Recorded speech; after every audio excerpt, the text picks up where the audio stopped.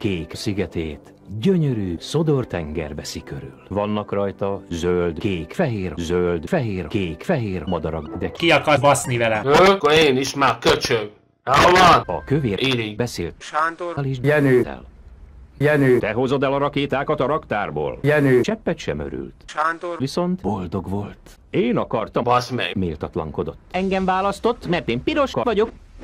Sándor? Még akkor is boldog volt. szét ki a lukamat. Basz meg. Dohogta, és mérgesen taszigálta a vagonokat.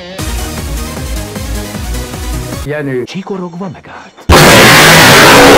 Kiukadtak, mondta a mozdonyvezető. Jaj! Szia, lyukas csú! Most nem tűnsz éppen túl boldognak? Családomot nem baltottad, de lesz taskát. Sándor? A szerelvény végére állt.